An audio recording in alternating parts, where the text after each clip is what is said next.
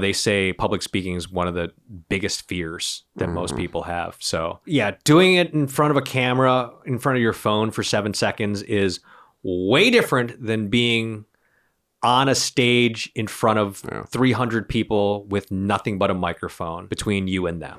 This is Folded Curiosity. It's such a niche a niche industry. I mean, it's extremely difficult. Yeah. I mean, do you think it's one of the most difficult? Probably not compared to everything else you've been through, but would you say it's up there as a difficult how? Just wrapping your mind around things and having to approach a normal everyday subject, a relationship, driving, whatever it is you're right. And finding an angle to make it comedic and to make it presentable to the audience and to find that little, to set the audience off to like, oh, now I've got them. Right. It's not easy. Mm-hmm. I mean, if it was easy, everybody would do it. Yeah. I mean, with TikTok and Instagram, everybody thinks they can do it. Mm-mm. Something else, I think, standing in front of a crowd. Yeah, doing it in front of a camera, in front of your phone for 7 seconds is way different than being on a stage in front of 300 people with nothing but a microphone between you and them. Way different. And, they say public speaking is one of the biggest fears that most people have. So it's not easy. Is it as hard as some of the other things I've done in life? Yeah.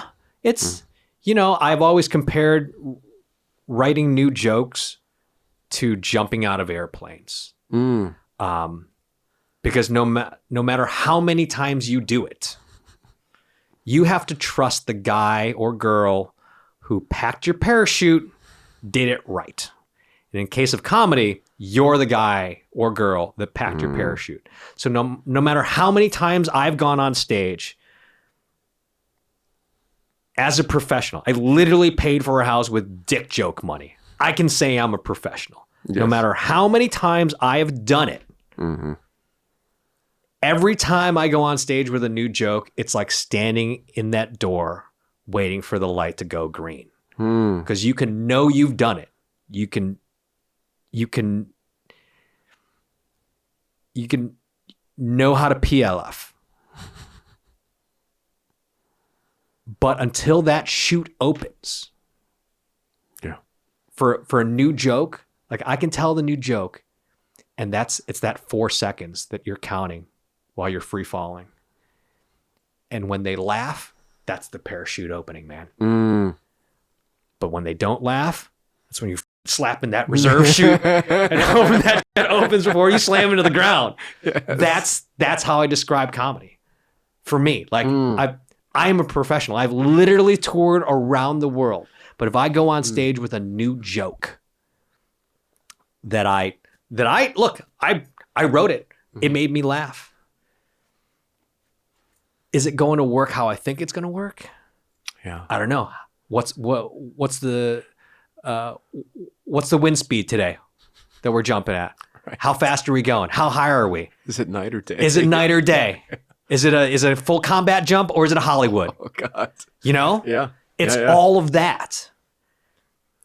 So there's a bit of a rush to it too, I suppose. Oh my God, yeah. Like when that chute opens or you hear that the people laugh, even just a snicker. Yeah. For me, if I write a joke that day and I try it that night and I just get a snicker, that's all I need. That's because I know something's there. Yeah. But when it's silent, sure. Slapping that reserve chute, hoping that opens.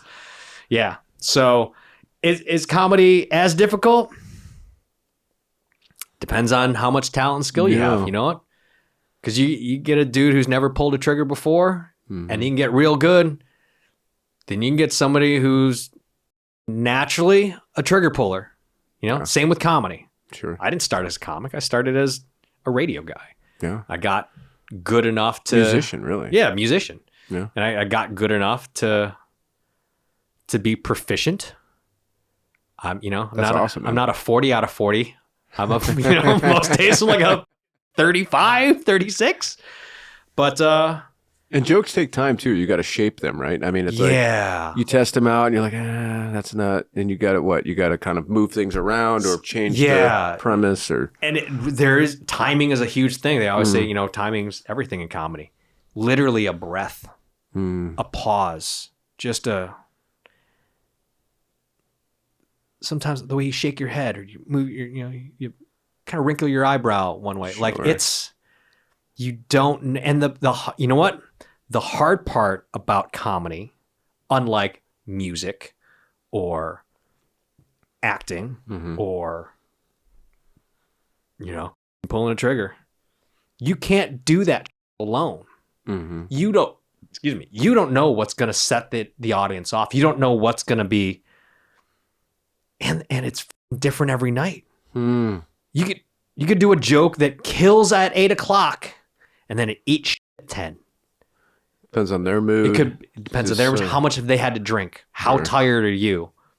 You know, how much emphasis are you putting on an insignificant word?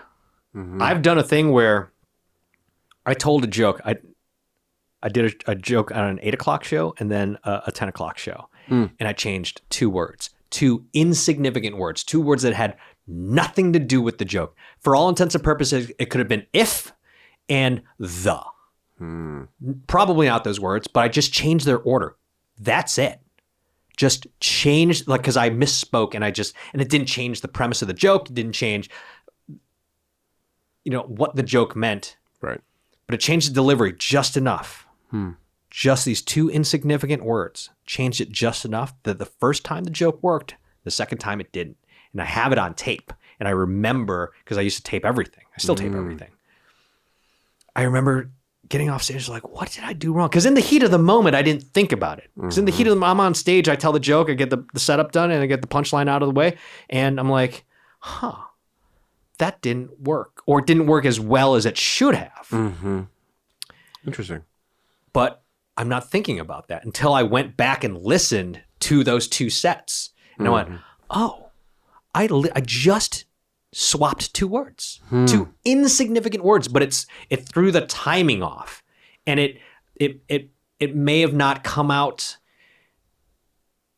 in a way that was smooth enough for the audience's brains to understand it the way it was meant to. Like, and it just is a weird, and that's what it was. Wow. And with comedy, you never know until you get up in front of an audience and do it.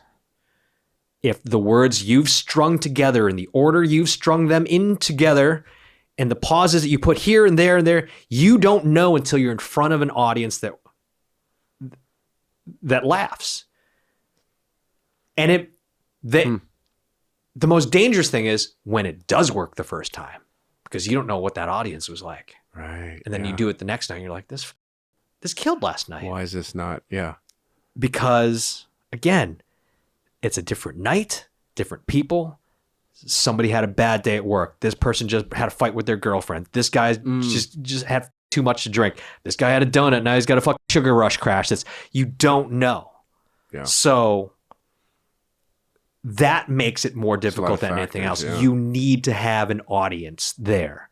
You can say the words as much as you want just to learn them, so you know in your own head what's coming out of your mouth. But until there's an audience sitting there listening to it, you don't know if it's going to work. Watch the full episode this Thursday.